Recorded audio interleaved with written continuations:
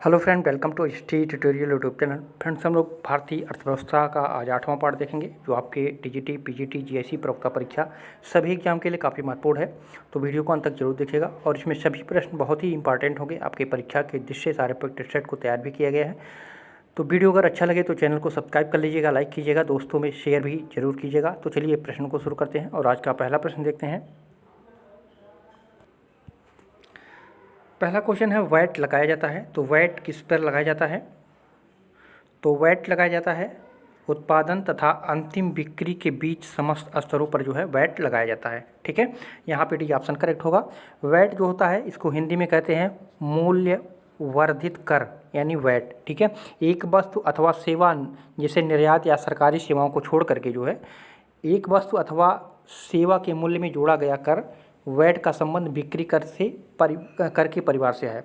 और उत्पादन प्रक्रिया के कई सोपान होते हैं जो विनिर्माता से लेकर के जो है खुदरा व्यापारी तक वस्तु को जो है अंतिम उपभोक्ता तक पहुंचाने के मार्ग में आते हैं।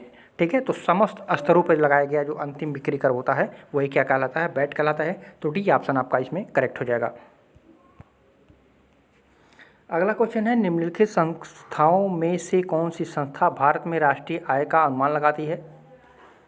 तो कौन सी संस्था है? तो वो केंद्रीय सांख्यिकी संगठन है। बी ऑप्शन करेक्ट होगा। ठीक है, राष्ट्रीय आय की माप करने वाली संस्था का नाम केंद्रीय सांख्यिकी संगठन है और इसकी स्थापना जो है कब हुई थी? तो 1951 में इसकी स्थापना किया गया था। ठीक है, तो बी ऑप्शन करेक्ट होगा।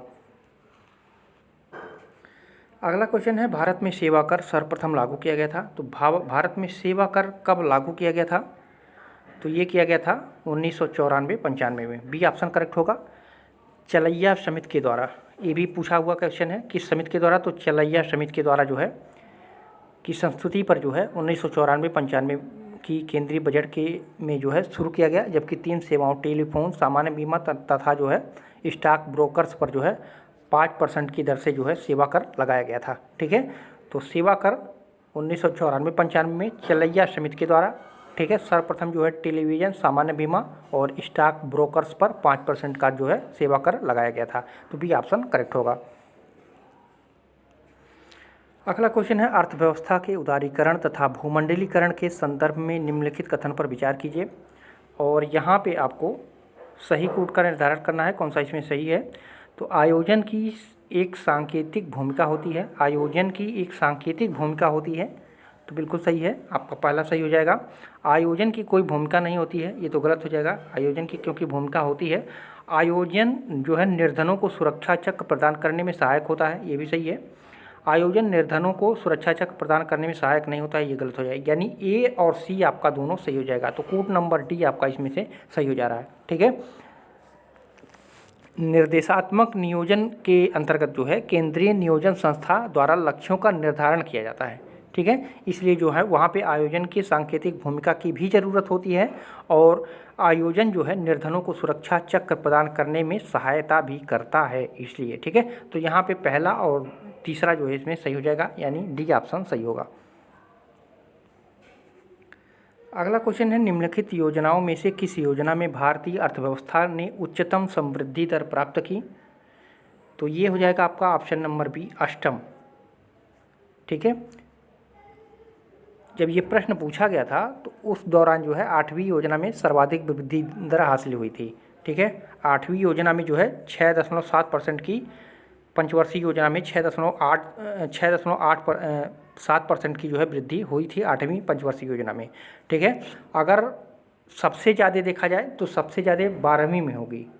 ठीक है, 12वीं में जो पंचवर्षीय योजना थी उसमें 8% का उच्चतम समृद्धि दर मिला था। ठीक है, तो इसमें 12वां नहीं दिया है, 9वां, 8वां, 9वां, दूसरा, चौथा दिया है। ठीक है, तो अगर 12वां रहेगा तो सबसे ज़्यादा जो है 12वें में है, 8% है। ठीक है, तो इस प्रश्न के अनुसार जो है 8वां है। 8वां का जो उच्चतम समृद्धि दर था वो 6.7% था। ठीक है, तो ये पॉइंट को याद रखिएगा और 1 से लेकर के आप लोग 12 तक जो है इसको याद रखिएगा, उच्चतम समृद्धि दर, क्योंकि हर परीक्षा में यहाँ से एक प्रश्न बनता ही है। तो सारे एग्जाम के लिए जो है मोस्ट इम्पॉर्टेंट क्वेश्चन है, तो यहाँ से पूछा जाता है, डाटा को आप लोग देख लीजिएगा। अगला क्वेश्चन है, वर्तमान में विश्व निर्यात व्यापार में भारत का प्रतिशत अंश है। विश्व निर्यात व्यापार में भारत का प्रतिशत अंश कितना है? तो 0.8%। ठीक है, बी ऑप्शन आपका इसमें करेक्ट हो जाएगा। अगर इस समय वर्तमान में देखा जाए, वर्तमान में 2014 से लेकर के 19 का जो आंकड़ा है, अगर उसमें देखा जाए तो ये बढ़ कर के जो है हो गया है कितना? 2.4%। ठीक है, तो इस डाटा को भी आप लोग याद रखिएगा। ये पहले का डाटा है, तो 2014 से लेकर के 20 तक जो डाटा निकाला गया था तो उसमें 2.4% का भारत का अंश माना जाता है। ठीक है, तो यहाँ पे इस प्रश्न के अनुसार भी ऑप्शन आपका करेक्ट हो जाएगा। अगला क्वेश्चन है, निम्नलिखित में से किस फसल को हरित क्रांति का लाभ उपलब्ध नहीं हुआ है? तो किस फसल को नहीं हुआ है? तो ये तिलहन को। ठीक है, ये ऑप्शन करेक्ट हो जाएगा। नई रणनीति या हरित क्रांति के प्रथम चरण में तो प्रभाव गेहूं तक सीमित रहा, पर दूसरे चरण में जो है धीरे धीरे करके अन्य फसलों जैसे धान हुआ, ज्वार, बाजरा, जूट, कपास तथा गन्ना में भी दिखाई देने लगा। ठीक है, और सबसे अधिक जो है इसका प्रभाव गेहूं पर पड़ा था, दाल इसके प्रभाव से अछूता रहा था। और जो प्रश्न में विकल्प दिया गया है तो दाल का विकल्प नहीं है, इसलिए जो है तिलहन कर दिया जाएगा। ठीक है, तिलहन भी दाल ही से संबंधित होता है, तो तिलहन दाल जो है ये हरित क्रांति से संबंधित नहीं था, तो यहाँ पे ऑप्शन में दिख भी नहीं रहा है, तो यहाँ पे तिलहन आप लोग कर सकते हैं, तो ए ऑप्शन करेक्ट हो जाएगा। अगला क्वेश्चन है, भारत में मोडवैट प्रारंभ किया गया था। मोडवैट कब प्रारंभ किया गया था? तो ये 1986 में प्रारंभ किया गया था। ठीक है, सन 1986 में संशोधित वैट जो होता था, वैट को मोडवैट के रूप में जो है प्रस्तुत किया गया था। और इस योजना की घोषणा जो है उत्पादन शुल्क में प्रतिकूल प्रभाव को रोकने के लिए की गई थी। ठीक है, तो ये वैट के जगह पे जो है मोडवैट आया था 1986 में। ठीक है, ए ऑप्शन करेक्ट हो जाएगा। अगला क्वेश्चन है, निम्नलिखित में से कौन सी वस्तु या सेवा राष्ट्रीय आय में शामिल होगी? इनमें से कौन सी राष्ट्रीय आय में शामिल होगी? तो यहाँ पे अनाज। ठीक है, अनाज को राष्ट्रीय आय में शामिल किया जाएगा, क्योंकि अनाज जो है प्राथमिक क्षेत्र, ठीक है, ये प्राथमिक क्षेत्र यानी कृषि के अंतर्गत आता है, जो कि राष्ट्रीय आय की गणना का एक भाग माना जाता है। समाज सेवियों की सेवाएं, गृहिणी की सेवाएं, ये सब उसमें नहीं आएंगी राष्ट्रीय आय में। ठीक है, लेकिन अनाज जो है ये राष्ट्रीय आय में जो है शामिल किया जाता है, तो यहाँ पे डी ऑप्शन आपका करेक्ट हो जाएगा। अगला क्वेश्चन है, ग्रामीण निर्धनता को दूर करने वाला प्रमुख कार्यक्रम है, तो कौन सा है? तो ये सभी हैं, IRDP, NREP, RLEGP, ये सभी जो हैं ग्रामीण निर्धनता को दूर करने के लिए होता है। ठीक है, IRDP जो है ये समन्वित ग्रामीण विकास कार्यक्रम है। इसकी स्थापना जो हुई थी ये 2 अक्टूबर 1980 में इसकी स्थापना किया गया था। ठीक है, और इसमें जो है गरीबी तथा बेरोजगारी के निवारण की दिशा में पहली महत्वाकांक्षी योजना इसी को बनाई गई थी 1980 में। ठीक है, और राष्ट्रीय ग्रामीण रोजगार कार्यक्रम जो ये है NREP। ठीक है, और ये जो है काम के बदले अनाज कार्यक्रम ये था, ये 1977 में इसकी शुरुआत की गई थी, में लागू किया गया था। और ग्रामीण भूमिहीन रोजगार गारंटी कार्यक्रम इसको कहते हैं। ठीक है, ग्रामीण भूमिहीन रोजगार गारंटी कार्यक्रम इसको कहते हैं, और इसकी शुरुआत जो है 1983 में किया गया था। ठीक है, तो ये तीनों को याद रखिएगा, तीनों महत्वपूर्ण है, ये सिंगल में भी पूछा गया है कई बार, तो ये इंपॉर्टेंट क्वेश्चन है, इसको याद रखिएगा तीनों पॉइंट को। अगला क्वेश्चन है, किसी क्षेत्र की आय की गणना के लिए निम्नलिखित किस विधि का प्रयोग किया जाता है? तो ये किया जाता है उत्पादन विधि का, बी ऑप्शन करेक्ट हो जाएगा। भारत में राष्ट्रीय आय के अनुमान के लिए जो है सांख्यिकीय संगठन के संपूर्ण अर्थव्यवस्था को 6 क्षेत्रों तथा 14 उप क्षेत्रों में विभाजित किया गया है। इसमें प्राथमिक क्षेत्र में जो आते हैं कृषि हो गया, वानिकी, लट्ठा, मछली पालन, खनन, उत्खनन से प्राप्त संपूर्ण आय को कुल राष्ट्रीय आय का लगभग जो है 70.32% की गणना उत्पादन विधि के द्वारा किया जाता है। ठीक है, तो कृषि क्षेत्र में आय की गणना के लिए जो है उत्पादन विधि सर्वोत्तम विधि मानी जाती है, तो बी ऑप्शन करेक्ट हो जाएगा। अगला क्वेश्चन है, भारत में कुल जनसंख्या का अनुसूचित जाति तथा जनजातियों का प्रतिशत है। तो कुल जनसंख्या का अनुसूचित जाति तथा जनजातियों का प्रतिशत कितना है? तो 23.51% है। ठीक है, 2011 की जनगणना के अनुसार जो है देखा जाए, 2011 की जनगणना के अनुसार देखा जाए तो 20.14 करोड़ कुल जनसंख्या का 16.6% है, और 2001 की जनगणना के अनुसार देखा जाए तो यो 23.51% था। ठीक है, तो 2011 की जनगणना के अनुसार ये जो है कितना हो गया है? तो 25.24%। ठीक है, 25.24% 2011 की जनगणना के अनुसार है, और ये 23.51% जो है 2001 की जनगणना के अनुसार है। ठीक है, तो ये 2001 की जनगणना के अनुसार पूछा गया था। ठीक है, अगर 2011 की जनगणना के अनुसार पूछेगा अनुसूचित जात और जनजातियों का प्रतिशत भारत की कुल जनसंख्या का, तो 25.24%। ठीक है, तो यहाँ पे बहरहाल प्रश्न के अनुसार ए ऑप्शन आपका इसमें सही हो जाएगा। अगला क्वेश्चन है, निम्नलिखित संस्थाओं में उद्योगों से संबंधित शीर्षस्थ संस्था कौन सी है? तो ये है ऑप्शन नंबर सी, IDBI।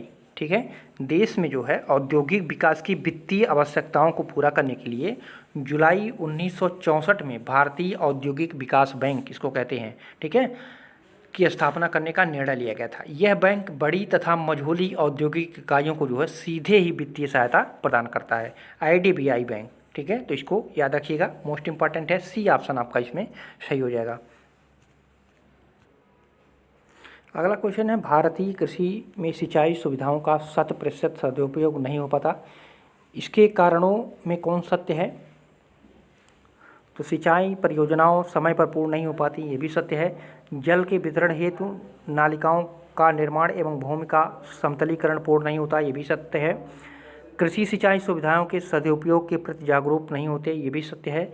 अधिकांशतः आवश्यक के समय जल उपलब्ध नहीं होता, ये भी सही है। यानी भारतीय कृषि में सिंचाई सुविधाओं का 100% सदुपयोग नहीं हो पाता, इसके ये चारों कारण हो सकते हैं। ठीक है, तो यहाँ पे डी ऑप्शन आपका इसमें सही हो जाएगा, डी ऑप्शन आपका इसमें सही हो जाएगा। अगला क्वेश्चन है, भारत में कृषि के लिए दीर्घकालीन साख देने वाली संस्था है। भारत में कृषि के लिए दीर्घकालीन साख देने वाली संस्था कौन सी है? तो ये है भूमि विकास बैंक, बी ऑप्शन आपका इसमें करेक्ट हो जाएगा। किसानों की दीर्घकालीन वित्तीय आवश्यकताओं की पूर्ति के लिए जो है भूमि विकास बैंक की स्थापना की गई थी। ये बैंक जो है किसानों को भूमि खरीदने, भूमि पर अस्थायी सुधार करने अथवा पुराने ऋणों को जो है भुगतान करने आदि के लिए जो है दीर्घकालीन ऋणों की व्यवस्था करता है। ठीक है, तो यहाँ पे भी ऑप्शन आपका इसमें करेक्ट हो जाएगा। अगला क्वेश्चन है, भारत में किस अनाज का सर्वाधिक उत्पादन होता है? तो भारत में किस अनाज का सर्वाधिक उत्पादन होता है? तो आप लोग जानते होंगे चावल का। ठीक है, भारत का मुख्य खाद्य फसल चावल है। 2012-13 का आंकड़ा अगर देखा जाए तो जो है चावल का उत्पादन जो है 105.24 मिलियन टन हुआ करता था। ठीक है, अगर 2018-19 का आंकड़ा देखा जाए, 2018-19 का आंकड़ा देखा जाए तो ये आंकड़ा जो है बढ़ करके जो है 117.92 मिलियन टन अनुमानित कर लिया गया है। ठीक है, तो चावल जो है भारत की मुख्य फसल है, सर्वाधिक उत्पादित होने वाली फसल है, तो यहाँ पे ए ऑप्शन करेक्ट हो जाएगा। अगला क्वेश्चन है, IRDP कार्यक्रम का मुख्य उद्देश्य क्या है? IRDP कार्यक्रम का मुख्य उद्देश्य क्या है? तो IRDP कार्यक्रम का मुख्य उद्देश्य है निर्धनता दूर करना, सी ऑप्शन आपका इसमें करेक्ट हो जाएगा। समन्वित ग्रामीण विकास बैंक, इंटीग्रेटेड क्या हो जाएगा इसका पूरा नाम? Integrated rural development programme. ठीक है, इसको हिंदी में कहते हैं समन्वित ग्रामीण विकास कार्यक्रम। और ये जो कार्यक्रम है इसका मुख्य उद्देश्य है निर्धनता को दूर करना, और इसकी स्थापना 2 अक्टूबर 1980 में छठी योजना के दौरान, छठी पंचवर्षीय योजना के दौरान जो है ये किया गया था। यह जो है मूलतः गरीबी निवारण से संबंधित योजना है, पर इसमें लोगों को कृषि से संबंधित अनेक क्रियाओं में स्वरोजगार प्रदान करने की व्यवस्था भी की गई है। ठीक है, तो यहाँ पे सी ऑप्शन आपका करेक्ट हो जाएगा। अगला क्वेश्चन है, ग्रामीण नवयुवकों के स्वरोजगार हेतु कार्यक्रम कौन सा है इसमें? तो ये है TRYSEM। ठीक है, ग्रामीण नवयुवकों को स्वरोजगार हेतु प्रशिक्षण कार्यक्रम TRYSEM जो है इसकी जो शुरुआत की गई थी 15 अगस्त 1979 में। ठीक है, आरंभ किया गया था। और इस योजना को अप्रैल 1999 में स्वर्ण जयंती ग्राम स्वरोजगार योजना जो SGYS में जो है मिला दिया गया था। ठीक है, SGYS इसमें जो है इसको मिला दिया गया है। ठीक है, 1999 में स्वर्ण जयंती स्वरोजगार योजना के तहत। ठीक है, और 13 जून 2011 को SGSY की राष्ट्रीय आजीविका मिशन जो है NRLM के रूप में जो है पुनर्संरचना कर दी गई है, और इसको बदल करके जो है पुनर्संरचना की गई है किसमें, तो NRLM में। ठीक है, 2011 में। ठीक है, तो सारे पॉइंट को याद रखिएगा, कोई ज़रूरी नहीं है कि यही क्वेश्चन आपके परीक्षा में आ जाए। ठीक है, जितना पॉइंट बन सकता है सभी प्रश्न को हम पॉइंट में बताते रहते हैं, सभी को आप लोग याद रखिएगा, ध्यान रखिएगा। अगला क्वेश्चन है, भारतीय औद्योगिक विकास बैंक IDBI की स्थापना कब हुई थी? तो अभी हम लोग पढ़े हैं 1964 में, सी ऑप्शन करेक्ट होगा। भारतीय औद्योगिक संस्था विकास जो है इंडस्ट्रियल डेवलपमेंट, इसका पूरा नाम होता है industrial development bank of India. ठीक है, इसकी स्थापना जो है 1964 में किया गया था। अगला क्वेश्चन है, भारत में मिश्रित अर्थव्यवस्था की स्थापना की घोषणा सबसे पहली बार किस औद्योगिक नीति वक्तव्य से की गई थी? तो ये हो जाएगा आपका 1948 में। ठीक है, 6 अप्रैल 1948 को तत्कालीन उद्योग तथा वाणिज्य मंत्री डॉक्टर श्यामा प्रसाद मुखर्जी ने जो है स्वतंत्रता की बाद पहली औद्योगिक नीति का प्रस्ताव जो है संसद में रखा था, और इस नीति में जो है मिश्रित अर्थव्यवस्था की आर्थिक विचारधारा स्वीकार की गई, जिसमें औद्योगिक विकास के लिए जो है सार्वजनिक तथा निजी क्षेत्रों पर जो है बल दिया गया था। तो यहाँ पे बी ऑप्शन करेक्ट हो जाएगा। अगला क्वेश्चन है, भारत की प्रथम पंचवर्षीय योजना आर्थिक विकास के किस मॉडल पर आधारित थी? तो ये प्रोफेसर हेराल्ड डोमर मॉडल पर। ठीक है, डी ऑप्शन करेक्ट होगा। प्रथम पंचवर्षीय योजना जो थी 1951 से लेकर के जो है 56 तक थी, और ये हेराल्ड डोमर मॉडल पर आधारित थी। और इस पंचवर्षीय योजना में जो है कृषि को उच्च प्राथमिकता दी गई थी, और इस योजना में प्राप्ति लक्ष्यों से अधिक की जो है पूर्ति हुई थी। ठीक है, तो यहाँ पे डी ऑप्शन करेक्ट होगा। अगला क्वेश्चन है, भारत की पंचवर्षीय योजनाओं के दौरान पूंजी उत्पाद अनुपात क्या है, कैसा होता है? तो ये बढ़ता रहा है। ठीक है, भारत में पंचवर्षीय योजनाओं के दौरान जो है पूंजी उत्पाद हमेशा क्या हुआ है, बढ़ता रहा है उसका अनुपात। उत्पादन की प्रति इकाई पर लगने वाली पूंजी की मात्रा को पूंजी उत्पाद का अनुपात कहते हैं, जो निरंतर हमेशा बढ़ता जा रहा है। भारत में वर्तमान जनसंख्या है, भारत की वर्तमान जनसंख्या है तो 100 करोड़ के ऊपर है, आप लोग जानते होंगे 125 करोड़। ठीक है, तो 2011 की जनगणना के अनुसार देखा जाए तो भारत की जो जनसंख्या थी 121.085 करोड़ है, जो विश्व की जनसंख्या का 17.5% है भारत में। ठीक है, 121 करोड़ थी 2011 की जनगणना के अनुसार, यानी 100 करोड़ से ऊपर।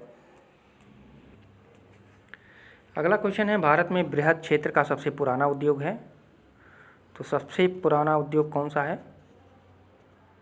तो ये सूती कपड़ा, ये ऑप्शन करेक्ट होगा। कपड़ा उद्योग भारत का कृषि के बाद दूसरा सबसे बड़ा रोजगार प्रदान करने वाला उद्योग है, जो देश के औद्योगिक उत्पादन का जो है 14% सकल घरेलू उत्पाद है, और देश के लगभग 3.5 करोड़ लोगों को रोजगार प्रदान करता है। कौन? कपड़ा उद्योग। तो यहाँ पे ए ऑप्शन करेक्ट होगा। भारत का सबसे बड़ा राष्ट्रीयकृत बैंक कौन सा है? तो भारतीय स्टेट बैंक है। ठीक है, state bank of India imperial bank का राष्ट्रीय रूप है तथा देश का सबसे बड़ा राष्ट्रीयकृत व्यापारिक बैंक है। ठीक है, इसकी स्थापना कब हुई थी? 1806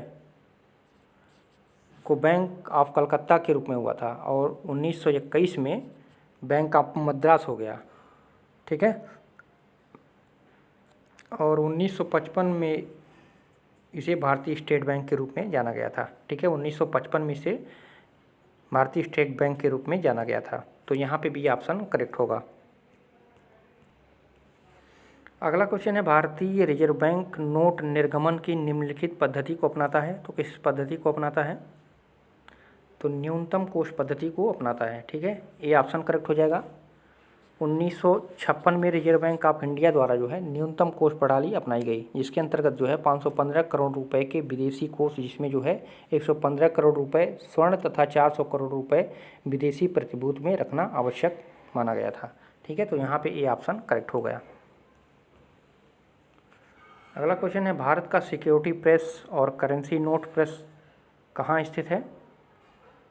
तो ये नासिक में है। सिक्योरिटी प्रेस और करेंसी नोट प्रेस ये जो है नासिक में स्थित है।